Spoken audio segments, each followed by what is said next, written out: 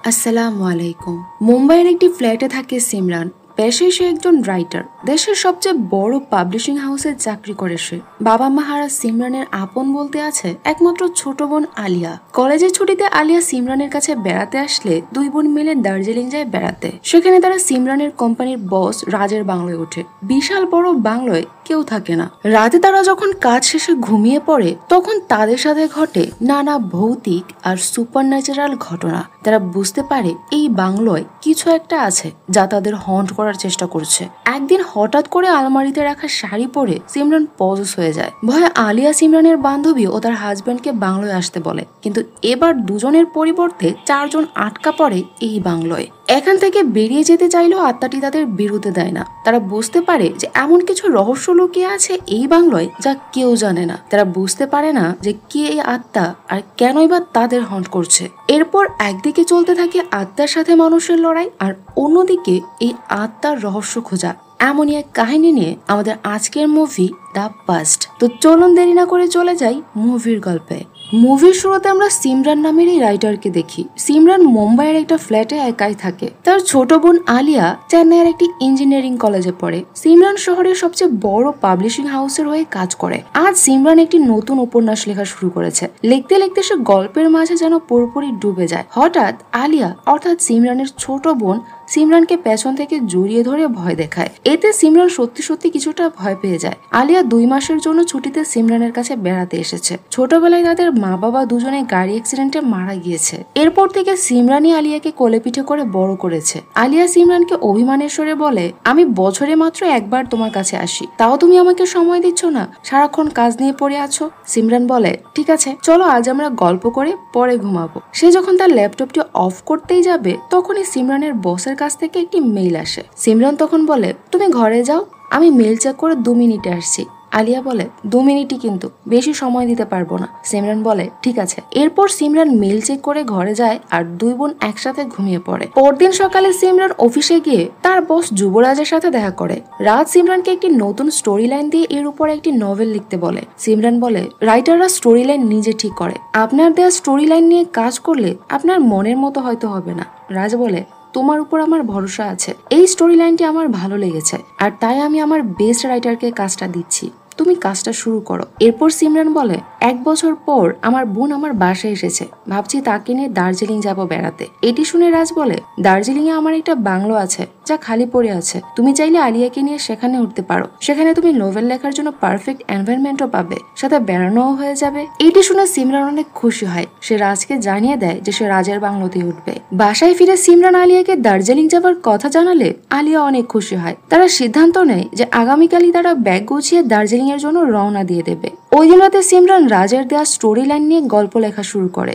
এদিকে আলিয়া মহা আনন্দে ব্যাগ গোছানো শুরু করে। রাতের সব কাজ শেষে আলিয়া ও সিমরান ঘুমিয়ে পড়ে। তখন আমরা দেখি যে সিমরানের লেখা স্ক্রিপ্টের উপর রক্তের ফোঁটা পড়ছে। পরদিন সকালে সিমরান ও আলিয়া দার্জিলিং এর উদ্দেশ্যে বেরিয়ে পড়ে। তারা যখন দার্জিলিং এর রাজের বাংলোর কাছে পৌঁছায় তখন প্রায় বিকেল হয়ে গিয়েছে। বাংলোর কেয়ারটেকার শম্ভু তাদের বাংলায় ওয়েলকাম জানায়। রাজ আগেই শম্ভুকে সিমরান ও আলিয়ার ব্যাপারে ফোনে জানিয়ে দিয়েছিল। শম্ভু সিমরান ও আলিয়াকে বাংলোটি ঘুরিয়ে ঘুরিয়ে দেখায়। এত বড় ও সাজানো গোছানো বাংলো দেখে সিমরান ও আলিয়া অনেক অবাক হয়। বাংলোর সামনে বিশাল লন আর তার সামনে একটি নদী। লনের আশেপাশে গাছের ডালের সাথে একটি দোলনা, সবকিছু মিলিয়ে অসাধারণ একটি বাংলো। আলিয়া দোলনা দেখে সেই দোলনায় বসে দোল খেতে খেতে সিমরানকে বলে, ইচ্ছে করছে এখানেই সারা জীবন থেকে যাই। এরপর শম্ভু তাদের বেডরুম দেখাতে নিয়ে গেলে আমরা পেছনে সেই দোলনাটি আপনা আপনি দুলতে দেখি, যেন অদৃশ্য কেউ দোলনাটিতে বসে দোল খাচ্ছে। সবকিছু বুঝিয়ে দিয়ে শম্ভু সেখান থেকে চলে যায়। এখান থেকে সামান্য দূরেই শম্ভুর বাড়ি, সে সেখানেই থাকে। যাওয়ার সময় সে সিমরানকে বলে যায় যে কাল সকালে আবার সে আসবে। এর মাঝে তাদের কিছু প্রয়োজন হলে তারা যেন শম্ভুকে জানায়। আর সিমরান সুইমিং পুল থেকে সাঁতার কেটে ফ্রেশ হয়ে নোভেল লিখতে বসে। আলিয়া ভলিউম বাড়িয়ে দিয়ে টিভি দেখায়। সে আলিয়াকে বলে ভলিউম একটু কমিয়ে দিতে, কারণ তার কাজে সমস্যা হচ্ছে। কিছুক্ষণ পরে রাজ সিমরানকে ফোন দিয়ে জানতে চায় যে তারা ঠিকঠাক মতো পৌঁছেছে কিনা। সিমরান তাকে জানায় যে তারা ঠিকঠাকই পৌঁছেছে আর বাংলো তাদের অনেক পছন্দ হয়েছে। সিমরান রাজকে আরো বলে যে সে তার দেয়া স্টোরি লাইন নিয়ে কাজ শুরু করেছে। এর কিছুক্ষণ পরেই রাত নেমে আসে। আলিয়া তখনও টিভি দেখছিল। সিমরান সব কাজ শেষ করে আলিয়ার টিভি অফ করে দিয়ে দুজনে আলাদা রুমে শুয়ে পড়ে। রাত তখন 2টা বাজে। ঘরে কারো কান্নার আওয়াজ শুনে সিমরানের ঘুম ভেঙে যায়। কে কান্না করছে দেখার জন্য বিছানা থেকে উঠে সিমরান দেখে যে ঘরের এক কোণে বসে মাথা নিচু করে একটি মেয়ে কান্না করছে। সিমরান তাকে জিজ্ঞেস করে যে কে তুমি? তখন মেয়েটি তার মাথা উঠিয়ে সিমরানের দিকে তাকায়। মেয়েটির ভয়ানক চেহারা দেখে সিমরানের আত্মা যেন শুকিয়ে যায়। আর তখনই সিমরানের ঘুম ভেঙে যায়। অর্থাৎ সিমরান এতক্ষণ দুঃস্বপ্ন দেখছিল। এই স্বপ্ন দেখে সিমরানের গলা শুকিয়ে যায়। পানি পান করার জন্য সে কিচেনে যায়। কিচেনে আমরা সিমরানের স্বপ্নে দেখা ভয়ঙ্কর চেহারার মেয়েটিকে এক কোণে বসে থাকতে দেখি, কিন্তু সিমরান তাকে দেখতে পায় না। সে পানির বোতল নিয়ে আবার বেডরুমে চলে যায়। ওই সময় সে উপরের রুমে কিছু খটখট আওয়াজ শুনতে পায়। বাংলায় তো তারা ছাড়া আর কেউ নেই, তাহলে এই আওয়াজ আসছে কোত্থেকে? চেক করার জন্য সে উপরে যায়, কিন্তু সেখানে গিয়ে সে দেখে যে সেই রুমের দরজা ভেতর থেকে বন্ধ। সে যখন সেখান থেকে ফিরে আসবে তখনই ওইখানে লাইট ফ্লিকারিং করা শুরু করে, আর ওই রুমের বন্ধ দরজা আপনা আপনি খুলে যায়। এইসব দেখে সিমরান অনেক ভয় পেয়ে যায়, কিন্তু ভেতরে কি আছে জানার জন্য সে ওই রুমের ভেতরে যায়। রুমের ভেতরে গিয়ে তার গা কেমন যেন ছমছম করতে থাকে। খাটের নিচে কিছু আছে কিনা তা চেক করার জন্য নিচু হয়ে এসে দেখে যে খাটের নিচে একটি পুতুল পড়ে আছে। সিমরান পুতুলটি নিয়ে ওই রুম থেকে চলে আসে। ওই রুম থেকে চলে আসার পর আমরা দরজা নিজে নিজে আবার বন্ধ হয়ে যেতে দেখি। সিমরান আবার বেডরুমে এসে পুতুলটি একটি রকিং চেয়ারে বসিয়ে দিয়ে ঘুমিয়ে পড়ে। তখন আমরা দেখি যে রকিং চেয়ারটি নিজে নিজেই দুলছে। পরদিন সকালে সিমরানের বেস্ট ফ্রেন্ড দিশা সিমরানকে ভিডিও কল করে। তারা দার্জিলিং আছে জানতে পেরে দিশা অনেক খুশি হয়। দিশা রিসেন্টলি তার বয়ফ্রেন্ড আমানকে বিয়ে করেছে। আলিয়াও দিশাকে চিনত, সেও দিশার সাথে কথা বলে। তারা যখন ভিডিও কলে কথা বলছিল তখন হঠাৎ দিশা সিমরানের পেছনে কাউকে দেখতে পায়। তার মুখটি ভালো করে দেখা যাচ্ছিল না। দিশা সিমরানকে জিজ্ঞেস করে যে তার পেছনে এটি কে, কিন্তু সিমরান তার পেছনে তাকিয়ে কাউকেই দেখতে পায় না। ঠিক তখনই খারাপ নেটওয়ার্ক থাকার কারণে ভিডিও কল ডিসকানেক্ট হয়ে যায়। সিমরান এটিকে স্বাভাবিক মনে করে আবার তার কাজে লেগে পড়ে। রাতে কাজ শেষ করে তারা শুয়ে পড়ে, কিন্তু মাঝরাতে রকিং চেয়ারে থাকা পুতুলটি আবার আপনা আপনি দোল খেতে দেখা যায়। এই শব্দে সিমরানের ঘুম ভেঙে গেলে সে পুতুলটির দিকে তাকায়, কিন্তু তখন আবার সবকিছু নর্মাল হয়ে যায়। সিমরান আবার ঘুমিয়ে পড়লে পুতুলটিকে আমরা বাংলোর বাহিরে লনের দোলনায় দোল খেতে দেখি। পরদিন সকালে সিমরান এই পুতুলটি হল রুমে পড়ে থাকতে দেখে। সিমরান মনে করে যে এটি আলিয়া এখানে ফেলে রেখেছে, এজন্য সে পুতুলটি একটি টেবিলে রেখে কাজ শুরু করে। সিমরান যখন কাজে ডুবেছিল তখন তার পেছন দিয়ে কেউ বেসমেন্টে চলে যায়। সিমরানের পেছন দিয়ে কেউ চলে গেছে এটি সে অনুভব করতে পারে। সিমরান মনে করে আলিয়া হয়তো গিয়েছে, কিন্তু তখনই সিমরানের চোখ পড়ে বাংলোর বাহিরে। সে দেখে যে কিছুটা দূরে আলিয়া একটি দোলনায় শুয়ে আছে। এই দেশে কিছুটা কনফিউজ হয়ে যায়, কারণ সে স্পষ্ট বুঝতে পেরেছে যে তার পেছন দিয়ে কেউ গিয়েছে। তারা দুজন ছাড়া তো এই বাংলোয় আর কেউ থাকে না, তাহলে কি হতে পারে? চেক করার জন্য সে ধীরে ধীরে বাংলোর বেসমেন্টে আসে। তখন আমরা তার পেছনে একটি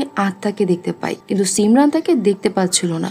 যেতে যেতে সিমরান বেসমেন্টে একটি স্টোর রুমে চলে যায়। স্টোর রুমে সিমরান একটি পুরনো আয়না দেখতে পায়। সে আয়নার ধুলো সরিয়ে পরিষ্কার করলে তার পেছনের চেয়ারে কাউকে বসে থাকতে দেখে, কিন্তু সে যখন পেছনে ফিরে তখন দেখে যে চেয়ারটি খালি। আবার যখন সে আয়নার দিকে তাকায় সে আবার ওই আত্মাকে দেখতে পায়। এতে সিমরান অনেক ভয় পেয়ে যায়। সে কাপা কাপা গলায় বলে, কে তুমি? আমার সামনে আসছো না কেন? ওই সময় কেউ একজন পেছন থেকে সিমরানের কাঁধে হাত রাখে। এতে সিমরান আরো ভয় পেয়ে যায়। এই হাত ছিল আলিয়ার। সে পেছনে ফিরে দেখে যে আলিয়া দাঁড়িয়ে আছে। আলিয়া সিমরানকে বলে, তুমি এখানে কি করছো একা একা? সিমরান আলিয়াকে কিছুই বলে না, কারণ তাতে হয়তো আলিয়া ভয় পেতে পারে। সে আলিয়াকে নিয়ে সেখান থেকে বেরিয়ে আসে। এরপর সিমরান কাজে মন দিতে পারছিল না। সে ওই আত্মাটির ব্যাপারে শুধু ভাবতে থাকে। তখন আমরা সিমরানের পেছনে সে আত্মাটিকে আবার দেখতে পাই, কিন্তু সিমরান তাকে দেখতে পাচ্ছিল না। হঠাৎ আত্মাটি সিমরানের উপর অ্যাটাক করে। তখন আমরা সিমরানের একটি চিৎকার শুনতে পাই। সিনটি এখানেই কাট হয়, আর পরের সিনে আমরা দেখি সিমরানকে ওই আত্মাটি পজেস করে নিয়েছে। সে একটি বন্ধ রুমে গিয়ে একটি আলমারির সামনে দাঁড়ায়। সে যখন আলমারিটি খুলতে যাবে তখনই আলিয়া সেখানে চলে আসে। আলিয়া সিমরানকে স্পর্শ করা মাত্র সিমরান আবার স্বাভাবিক হয়ে যায়। আলিয়া সিমরানকে জিজ্ঞেস করে যে সেই বন্ধ রুমে কেন এসেছে, কিন্তু সিমরান কিছুতেই মনে করতে পারছিল না যে সেই ঘরে কেন আর কিভাবে এসেছে। যাই হোক, আলিয়া তাকে সেই ঘর থেকে নিয়ে আসে। সেখান থেকে এসে সিমরান মনে করে যে তার হয়তো এইসব কিছু মনের ভুল, এই জন্য সে সবকিছু ইগনোর করে কাজে মন দেয়। দেখতে দেখতে রাত হয়ে যায়। রাতে সব কাজ শেষ করে সিমরান একটি সিগারেট ধরিয়ে সুইমিং পুলের পাশে গিয়ে বসে একটু রিল্যাক্স হবার জন্য। কিছুক্ষণ পর সামান্য দূরে চেয়ারে বসে সে একটি মেয়েকে কান্না করতে দেখে। সিমরান মনে করে আলিয়া কান্না করছে, এজন্য সে তার কাছে গিয়ে জিজ্ঞেস করে যে কি আলিয়া, তুমি কান্না করছো কেন? কিন্তু সেটি আসলে আলিয়া ছিল না, ছিল সেই ভয়ঙ্কর আত্মা। এই আত্মাকে দেখে সিমরানের ঘুম ভেঙে যায়। সে এইসব স্বপ্নে দেখেছে। আত্মাটিকে দেখে মনে হচ্ছিল যে সে সিমরানকে কিছু বলতে চায়, কিছু সত্য জানাতে চায়। যাই হোক, রাতে যখন সিমরান ঘুমিয়েছিল তখন আত্মাটি আবারও সিমরানের কাছে আসে। সে অদ্ভুতভাবে সিমরানের গায়ের উপর হাত বুলিয়ে সিমরানকে আবারও পজেস করে ফেলে। পজেস সিমরান আবারও সেই বন্ধ রুমে গিয়ে আলমারি খুলে তার ভেতর থেকে একটি শাড়ি বের করে। সেই শাড়িটি পরে বাংলোর বাইরে চলে যায়। বাংলো থেকে কিছু দূরে গিয়ে সে রাস্তায় দাঁড়িয়ে কারোর জন্য অপেক্ষা করতে থাকে। ওই সময় এই ছেলেটি গাড়ি নিয়ে সেই পথ দিয়ে যাচ্ছিল। রাস্তার পাশে সিমরানকে শাড়ি পরিয়ে দাঁড়িয়ে থাকতে দেখে সে তার কাছে গিয়ে গাড়ি ব্রেক করে। সিমরান তার কাছে লিফট চায়। গভীর রাতে এমন সুন্দরী মেয়ে লিফট চাইলে কে মানা করতে পারে? ছেলেটি সিমরানকে লিফট দিতে রাজি হলে সিমরান গাড়িতে উঠে বসে। ছেলেটি সিমরানকে বাংলোর সামনে নামিয়ে দিলে সিমরান ছেলেটিকে ইঙ্গিত করতে থাকে তার সাথে বাংলোর ভেতরে যাবার জন্য। ছেলেটি সিমরানের সাথে বাংলোর ভেতরে গেলে সিমরান তাকে তার বেডরুমে নিয়ে যায়। এরপর পজে সিমরান ছেলেটির সাথে শারীরিক সম্পর্ক করে। ওই সময় সিমরানকে দেখে মনে হচ্ছিল যে অনেক দিনের অতৃপ্ত সে। সিনটি এখানেই কাট হয়। সিন চলে যায় পরদিন সকালে। সিমরানের যখন ঘুম ভাঙে সে দেখে যে তার গায়ে কোনো জামা কাপড় নেই আর তার বিছানায় একটি ছেলে শুয়ে আছে। সে বুঝতে পারছিল না যে কাল রাতে তার কি হয়েছিল। সে ওই ছেলেটিকে জাগিয়ে তোলে। ছেলেটি তাকে বলে যে কাল রাতে সে নিজেই তাকে এখানে ডেকে এনেছে। কিন্তু সিমরানের এইসবের কিছুই মনে নেই, কারণ সে তো তখন পজেস্ট অবস্থায় ছিল। সে ছেলেটিকে বকাঝকা করে বাংলো থেকে এখনই বেরিয়ে যেতে বলে। ছেলেটি সিমরানের রুম থেকে বেরিয়ে যাওয়ার সময় আলিয়া তাকে দেখে ফেলে। সে সিমরানকে জিজ্ঞেস করে যে কে এই ছেলেটা, কিন্তু সিমরান তার কথার কোনো জবাব দিতে পারে না। সে একা রুমে বসে কান্না করতে থাকে। এই ঘটনার পর সিমরান অনেক ভেঙে পড়ে। আলিয়া তার কাছে আসলে সে আলিয়াকে বলে যে সে জানে না কাল রাতে তার সাথে এসব কি হয়ে গেছে। ওই ছেলেটা কে তাও সে জানে না। আলিয়া তখন সিমরানকে জড়িয়ে ধরে বলে এসব ভুলে যাও, চলো আজ আমরা একসাথে ঘুমাবো। এরপর আলিয়া ও সিমরান একসাথে ঘুমিয়ে পড়ে। রাত যখন 2টো বাজে হঠাৎ সিমরান আবারও পজেস হয়ে যায়। সে বিছানা থেকে উঠে বেসমেন্টে সে আয়নার সামনে গিয়ে বসে পড়ে। এদিকে মাঝরাতে আলিয়ার ঘুম ভেঙে যায়। সে বিছানায় সিমরানকে দেখতে না পেয়ে তাকে খুঁজতে থাকে। খুঁজতে খুঁজতে আলিয়া বেসমেন্টে এসে দেখে যে সিমরান বেসমেন্টে আয়নার সামনে বসে আছে। সে ভয়ে ভয়ে সিমরানকে ডাক দিলে সিমরান একটি ভয়ঙ্কর আওয়াজে আলিয়াকে সেখান থেকে চলে যেতে বলে। সিমরানের এমন ভয়ঙ্কর চেহারা ও গলার স্বর শুনে আলিয়া অনেক ভয় পেয়ে যায়। কিন্তু তখনই হঠাৎ সিমরানের হুঁশ ফিরে আসে। সে বুঝতে পারছিল না যে সে এখানে কিভাবে এলো। সে দেখে যে সে ঠোঁটে অদ্ভুতভাবে লিপস্টিক লাগিয়ে রেখেছে। এটি দেখে সে অনেক ঘাবড়ে যায়। যাই হোক, আলিয়া সিমরানকে নিয়ে ঘরে ফিরে আসে। কিন্তু এরপর থেকে সিমরানের অবস্থা দিন দিন আরো খারাপ হতে থাকে। সে পুরোপুরি আত্মার কবজায় চলে যেতে থাকে। আত্মাটি সিমরানকে পুরোপুরি পজেস্ট করে ফেলে। সিমরান পজেস হয়ে সারাদিন এই আলমারির সামনে দাঁড়িয়ে থাকে। সে না খাবার খেত আর না আলিয়ার সাথে কথা বলতো। এতে আলিয়া তাকে ভয় পেতে শুরু করে। সে সিমরানের বান্ধবী দিশাকে ফোন দিয়ে তার কাছে সব কথা খুলে বলে। সে দিশার কাছে সাহায্য চায়। দিশা আলিয়াকে বলে যে তুমি শান্ত হও, আমি কালকেই দার্জিলিং আসছি। পরদিন দিশা তার স্বামী আমানকে নিয়ে ওই বাংলোয় আসে। দিশা সিমরানকে লনে দাঁড়িয়ে থাকতে দেখে। সে সিমরানের জন্য কথা বলার জন্য লনে যায়। কিন্তু সিমরান দিশার সাথে ভালো করে কথা বলে না। সে শুধু দিশাকে হাতে ইশারা করে বাংলোর বারান্দার দিকে দেখায়। কিন্তু দিশা সেখানে কিছুই দেখতে পায় না। তখন আমরা জানতে পারি যে সেখানে সে আত্মাটি দাঁড়িয়েছিল, যা শুধু সিমরানই দেখতে পাচ্ছিল। রাতে খাবার টেবিলে বসে সিমরান আমানকে অদ্ভুত ভাবে দেখছিল। এতে আমান ও দিশা অনেক বিব্রত ফিল করে। কিছুক্ষণ পর আলিয়া দিশা ও আমানের জন্য চিকেন নিয়ে আসলে সিমরান একাই চিকেনের পুরো বাটি নিয়ে নেয়। সে আজব ভাবে বাটি থেকে চিকেন খাওয়া শুরু করে, যেন অনেক দিনের অভুক্ত সে। এইটি দেখে সবাই অনেক অবাক হয়, কারণ সিমরান তো ভেজিটেরিয়ান, জীবনে কোনোদিন চিকেন ছুঁয়েও দেখেনি সে। কিছুক্ষণ পর সে কিচেনে বাটিটি নিয়ে দৌড়ে পাশের একটি রুমে চলে যায়। আলিয়া, দিশা ও আমানও তার পেছন পেছন যায়। তারা ওই রুমে গিয়ে দেখে যে সিমরান একটি আলমারির উপর বসে পাগলের মতো চিকেন খাচ্ছে।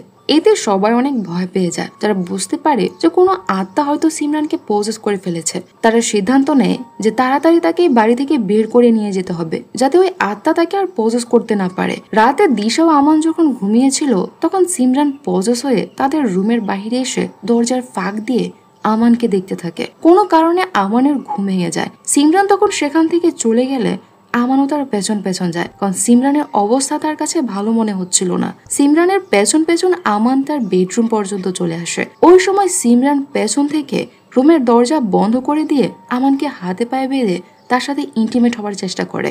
এদিকে হঠাৎ দিশারও ঘুম ভেঙে যায়। সে আমানকে বিছানায় দেখতে না পেয়ে তাকে খুঁজতে খুঁজতে আলিয়াকে নিয়ে সিমরানের বেডরুমে এসে আমানকে এই অবস্থা থেকে উদ্ধার করে। আলিয়া ও দিশাকে দেখে আত্মাটি অনেক রেগে যায়, কারণ তাদের কারণে সে তার মনের খায়েশ পূরণ করতে পারলো না। আত্মাটি তখন সিমরানকে নানাভাবে কষ্ট দিতে থাকে। কিছুক্ষণ পর আত্মাটি সিমরানকে ছেড়ে দিলে সিমরান সেন্সলেস হয়ে পড়ে। মনে হচ্ছিল যে অনেক দিনের অতৃপ্ত আত্মাটি শুধু শারীরিক সম্পর্ক করার জন্য সিমরানের শরীর বেছে নিয়েছে। ওই দিন রাতেই তারা সিদ্ধান্ত নেয় যে তারা সিমরানকে নিয়ে এই বাংলো ছেড়ে চলে যাবে, কিন্তু আত্মাটি এত সহজেই সিমরানকে ছেড়ে দেবে না। তারা যখন সিমরানকে নিয়ে বাংলো থেকে বের হতে চায়, তখন আত্মাটি সিমরানকে আবার টেনে হিচড়ে বাংলোর ভেতরে নিয়ে গিয়ে দরজা বন্ধ করে দেয়। আলিয়া, দিশা ও আমান কোনো উপায় না পেয়ে বাংলোর পেছনের দরজা দিয়ে আবার বাংলোর ভেতরে আসে। সিমরান নিজেকে বাঁচানোর জন্য অনেক চেষ্টা করে, কিন্তু আত্মাটি সিমরানকে টানতে টানতে বেসমেন্টে নিয়ে যায়। আলিয়া, দিশা ও আমান বাংলোর বেসমেন্টে এসে সিমরানকে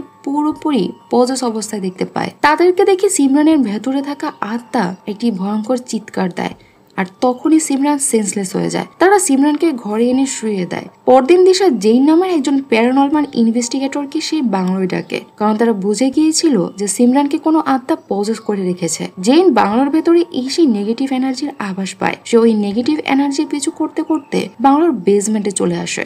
এখানে সেই আত্মাটি জেইনের উপর অ্যাটাক করে। জেইন কোনো রকমে সেখান থেকে ফিরে আসে। এরপর জেইন সেখানে আরেকটি রুম দেখতে পায়। সেই ঘরে গিয়ে জেইন একটি আলমারি দেখে। এই আলমারির ভেতর থেকে সে একটি ছবি খুঁজে পায়। সেই ছবিটি নিয়ে বাড়ির কেয়ারটেকার শম্ভুকে ছবিটি দেখিয়ে জিজ্ঞেস করে যে এই ছবিটি কার। শম্ভু ছবিটি দেখে বলে এই ছবিটি বাংলোর মালিক রাজ স্যারের ওয়াইফ সঞ্জনা ম্যাডামের। সে তাদেরকে আরো জানায় যে 5 বছর আগে সঞ্জনা ম্যাডাম হঠাৎ নিখোঁজ হয়ে গিয়েছিল, আজও তাকে খুঁজে পাওয়া যায়নি, আর ওই আলমারিওয়ালা রুমে সঞ্জনাই থাকতো। এবার জেইনের কাছে সবকিছু পরিষ্কার হয়ে যায়। সে সবাইকে বলে যে সঞ্জনা মারা গিয়েছে আর তার আত্মায় সিমরানকে পজেস করে রেখেছে। এটি শুনে তো সবার হুঁশ উড়ে যায়। এরপর জেইন সঞ্জনার আত্মাকে তার সামনে নিয়ে আসার জন্য কিছু মন্ত্র পড়তে থাকে। ওই সময় সিমরান পজেস অবস্থায় হঠাৎ জেইনের সামনে আসে। তার এমন ভয়ানক রূপ দেখে সবাই অনেক ভয় পাচ্ছিল। জেইন মন্ত্র পড়তে পড়তে আত্মাকে জিজ্ঞেস করে যে কে তুমি, কেন তুমি সিমরানকে কষ্ট দিচ্ছ। প্রথমে কিছু বলতে রাজি না হলো জেইন চ্যান্টিং করে আত্মাকে তার সাথে কথা বলতে বাধ্য করে। আত্মাটি বলতে শুরু করে। সিন এখান থেকে ফ্ল্যাশব্যাকে চলে যায় 6 বছর আগে। 6 বছর আগে যুবরাজ ও সঞ্জনার পারিবারিকভাবে বিয়ে হয়, কিন্তু বিয়ের পরও রাজ ও সঞ্জনার মধ্যে স্বামী স্ত্রীর কোনো সম্পর্ক হয় না। রাজ সঞ্জনাকে কোনোদিন ছুঁয়েও পর্যন্ত দেখেনি। সে বিভিন্নভাবে রাজকে তার প্রতি অ্যাট্রাক্ট করার চেষ্টা করত, কিন্তু রাজ তার দিকে তাকাতোই না। সে সবসময় নিজের কাজ নিয়ে ব্যস্ত থাকতো। এই নিয়ে রাজ ও সঞ্জনার মধ্যে অনেকবারই ঝামেলা হয়, কিন্তু রাজের সঞ্জনার প্রতি কোনো ইন্টারেস্ট ছিল না। কিন্তু সঞ্জনা হাল ছাড়ে না। সে ভাবে যে রাজ একদিন না একদিন তার কাছে ঠিকই আসবে। কিন্তু একদিন সঞ্জনা জানতে পারে যে রাজ একজন গে, মেয়েদের প্রতি তার কোনো আগ্রহই নেই। এটি জানতে পেরে তার মন পুরোপুরি ভেঙে যায়। তারপরও সে চেষ্টা করে রাজকে ফেরানোর জন্য। অনেক চেষ্টা করেও যখন সে রাজকে ফেরাতে পারে না, তখন সে রাজকে জিজ্ঞেস করে যে তার যদি মেয়েদের প্রতি কোনো ইন্টারেস্ট নাই থাকে তবে সে তাকে কেন বিয়ে করেছে। রাজ তাকে বলে যে সে তার পরিবারের জন্য শুধু বিয়ে করতে বাধ্য হয়েছে, বিয়ে হওয়ার কারণে তার ব্যবসায় যেন কোনো ক্ষতি না হয় এজন্য সে বিয়ে করেছে। রাজের কাছ থেকে এসব জানতে পেরে সঞ্জনা একদিন হার মেনে নেয়। সিন এখান থেকে প্রেজেন্টে ফিরে আসে। সঞ্জনার আত্মা জেইনকে বলে যে সে না পাওয়া সুখ পাওয়ার জন্য সিমরানের বডিকে বেছে নিয়েছে। সে কিছুতেই সিমরানের বডি ছেড়ে যাবে না। জেইন বুঝতে পারে যে সিমরান সঞ্জনার শাড়ি পরার মাধ্যমে সঞ্জনার আত্মা তাকে পজেস করে নিয়েছে। ওই শাড়িটি আগুনে জ্বালিয়ে দিতে পারলে আত্মা সিমরানকে ছেড়ে দেবে। সে ওই আলমারির কাছে গিয়ে আলমারি থেকে শাড়ি বের করার চেষ্টা করে, কিন্তু সঞ্জনার আত্মা তাকে শাড়ি বের করতে দেয় না। আত্মাটি জেইনের উপর অ্যাটাক করলে সে কোনো মতে প্রাণ নিয়ে সেখান থেকে চলে আসে। এরপর জেইন দিশা, আলিয়া ও আমানকে বলে এভাবে আমরা আত্মাটির সাথে লড়াই করে পারবো না। আমরা সিমরানকে বাংলো থেকেও বের করতে পারবো না। আমাদেরকে আত্মাটিকে শান্ত করতে হবে, আর এটি করতে পারে একমাত্র রাজ। এজন্য তারা রাজকে সেই বাংলোয় ডেকে নেয়। রাজ প্রথমে জেনির কাছ থেকে সব জানতে পেরে সব অস্বীকার করে। সে বলে যে সঞ্জনা মারা যেতে পারে না। এরপর জেন রাজকে সিমরানের কাছে নিয়ে যায়, কিন্তু সিমরান রাজের সাথে নর্মাল ভাবে কথা বলে। সে রাজের জন্য কফি বানাতে কিচেনে চলে যায়। রাজ তখন জেনকে বলে প্রমাণ হয়ে গেল তো যে আপনি মিথ্যে বলছেন। দেখলেন যে সিমরান একেবারেই নর্মাল। জেইন তখন রাজকে নিয়ে বাংলোর বেসমেন্টে যায়। সেখানে গিয়ে তারা সিমরানকে পজেস অবস্থায় দেখতে পায়। সিমরান বেসমেন্টের আয়নার সামনে বসেছিল। হঠাৎ সে আয়নাটি ভেঙে ফেলে। তখন আমরা আয়নার পেছনে একটি গোপন দরজা দেখতে পাই, যা ইট দিয়ে দেয়াল তুলে বন্ধ করে দেওয়া হয়েছে। আত্মাটি সেই দেয়ালও ভেঙে ফেলে। জেইন তখন রাজকে সেই রুমে যেতে বলে। সেখানে গিয়ে রাজ সঞ্জনার আত্মাকে দেখতে পায়। এতে সে অনেক ভয় পেয়ে যায়। এখান থেকে সিন আবারও ফ্ল্যাশব্যাকে নিয়ে যাওয়া হয় 5 বছর আগে। সঞ্জনা রাজকে কোনোভাবেই ভালোবাসা বেঁধে রাখতে পারছিল না। দিন দিন সে আরো বেশি হতাশ হয়ে যায়। রাজের অবহেলা সে আর নিতে পারছিল না। একদিন সঞ্জনা সবকিছুর মায়া ত্যাগ করে আত্মহত্যা করে নেয়। আত্মহত্যা করার আগে সে একটি চিঠি লিখে যায়। সঞ্জনা চিঠিতে তার মৃত্যুর জন্য রাজকেই দায়ী করে যায়। রাজ বুঝতে পারে যে এই চিঠি যদি পুলিশের হাতে পড়ে তবে তাকে জেলে যেতে হবে। এই জন্য সে সঞ্জনার বডিটি বেসমেন্টের ওই রুমে নিয়ে গিয়ে চিঠি সহ সঞ্জনার বডিটি রেখে দরজা ওয়াল তুলে দেয়। ওয়ালের সামনে সেই গ্লাসটি রেখে দেয় যাতে কারো সন্দেহ না হয়। এরপর সে পুলিশের কাছে গিয়ে সঞ্জনার মিসিং কমপ্লেন লেখায় যাতে কেউ তাকে সন্দেহ না করে। রাস্তার দোষ স্বীকার করে সঞ্জনার আত্মার কাছে ক্ষমা চায়। সে অনুরোধ করে যেন সঞ্জনা সিমরানের শরীর থেকে চলে যায়। কিছুক্ষণ পর সত্যি সত্যি সঞ্জনার আত্মা সিমরানের শরীর ছেড়ে দেয়। সিমরান আবার আগের মতো নর্মাল হয়ে যায়। কিন্তু সঞ্জনার আত্মা এত সহজে ছেড়ে যাবে না। সে এবার সঞ্জনাকে ছেড়ে আলিয়াকে পজেস করে নেয়। এইভাবে সঞ্জনার আত্মা একবার সিমরানকে আবার আলিয়াকে পজেস করা শুরু করে। জেন বুঝতে পারে যে অতৃপ্ত আত্মা এদের সাথে খেলছে।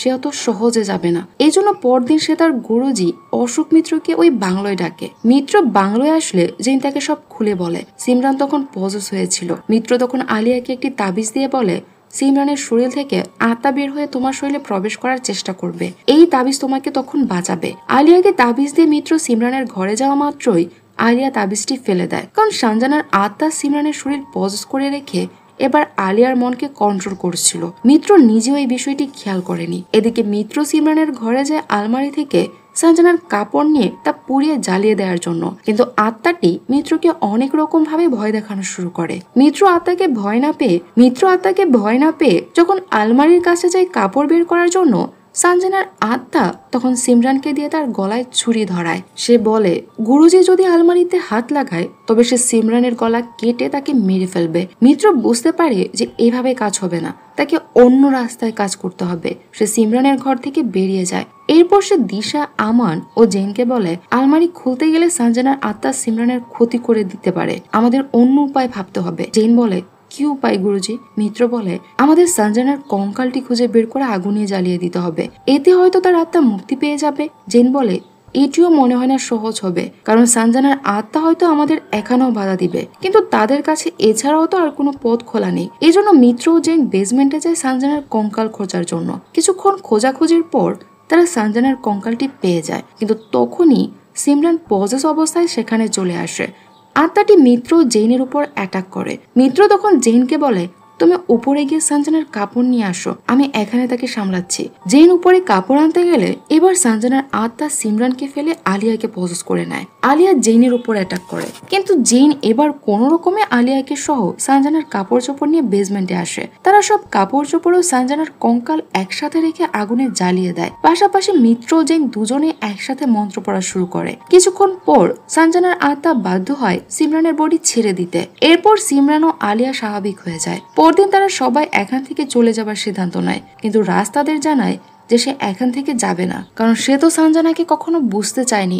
এই জন্য সে বাকি জীবনটা সঞ্জনার স্মৃতি বুকে নিয়ে এই বাংলোয় কাটিয়ে দিতে চায়। সবাই চলে গেলে রাজ একা রয়ে যায় বাংলোয়। তখন আমরা দেখি যে লনের পাশের দোলনাটি আপনা আপনি দুলছে।